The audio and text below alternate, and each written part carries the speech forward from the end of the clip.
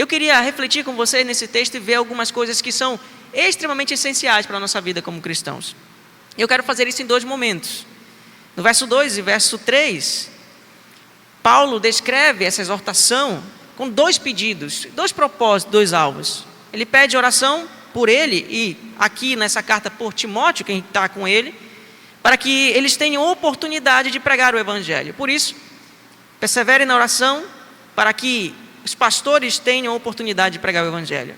Em segundo lugar, verso 4, persevere na oração para que os pastores saibam apresentar de maneira adequada o evangelho.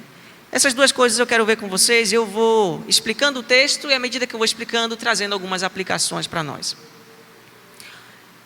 A primeira parte diz: persevere na oração. Essa palavra é importante para nós porque ela traz a ideia de estar sempre pronto para orar. É um desejo intenso, é uma preocupação intensa de estar em oração.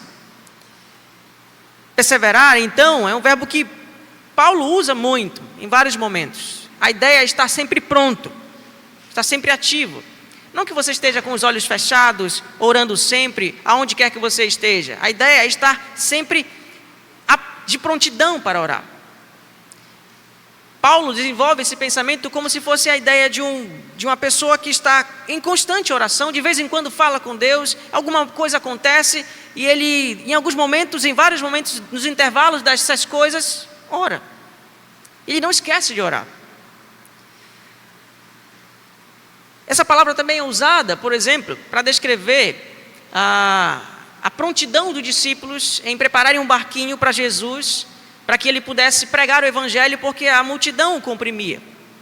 Esteja pronto com um barquinho para que eu possa pregar o evangelho, é o que Jesus diz em Mateus. Também ela é usada em Atos. Quando nós lemos lá no capítulo 1 de Atos, verso 14, e ela descreve a perseverança dos discípulos em estar em oração, esperando que essa bênção, essa capacitação, que o Espírito Santo viesse até eles. E também é usada em Atos 2, 42, para descrever a atitude da igreja primitiva em perseverar sempre na oração, baseada também com a comunhão e a doutrina dos apóstolos. Porém, essa exortação, a perseverança na oração é feita por Paulo aqui, depois de ele ter falado uma série de coisas. Que coisas são essas? Se você não conhece muito a carta de Paulo aos Colossenses, eu preciso resumir isso para que você entenda. Capítulo 1 e 2, Paulo descreve aos Colossenses a razão pela qual eles não precisam adorar outros seres, eles não precisam, não tem necessidade de se envolver com outros seres, não tem necessidade de ter ascetismo, misticismo, de cultuar aos anjos para poderem se relacionar com Deus. Porque Cristo é superior, Cristo é supremo, Ele é criador, Ele criou todas as coisas, seres visíveis e invisíveis, Ele criou. Se temos Cristo, então nós temos aquilo que é o melhor. Ele é superior a tudo, Ele é supremo. No capítulo 3 e 4, Paulo começa a aplicar essa doutrina, ou esse sentido, essa verdade sobre Cristo na vida prática. E ele faz isso em diversas áreas. Ele mostra que o crente, de fato, que morreu e ressuscitou com Cristo, que tem esse Cristo governando sobre sua vida, diversas áreas da vida desse crente é administrada por Cristo de uma determinada maneira. E ele vai falar sobre relacionamentos, por exemplo, com o pecado. Uma vez que temos Cristo governando sobre nós, nos relacionamos com o pecado de forma diferente. Dizemos não ao pecado. Também a maneira como devemos nos relacionar com os nossos irmãos na igreja. Paulo descreve isso também no capítulo 3. E a maneira como devemos educar nossos filhos e como nossos filhos devem nos respeitar. Paulo fala também isso no capítulo 3.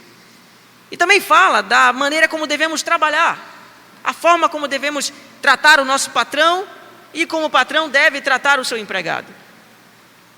E por último, ele começa então aqui nesse trecho a mostrar como deve ser o nosso relacionamento com os pastores que pregam o evangelho, e depois, finalizando, como deve ser o nosso relacionamento com as pessoas que não são crentes. Em outras palavras, se Cristo é supremo sobre nossas vidas, nós perseveramos na oração.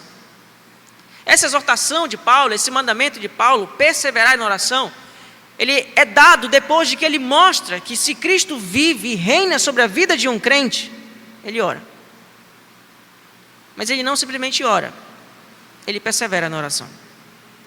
Isso nos leva então à nossa primeira mensagem, a primeira ideia, a primeira lição que aprendemos hoje. É que a perseverança na oração é o ministério desenvolvido por pessoas que são verdadeiramente governadas por Cristo. Essa é a síntese de tudo que eu falei para vocês. Verdadeiros cristãos oram.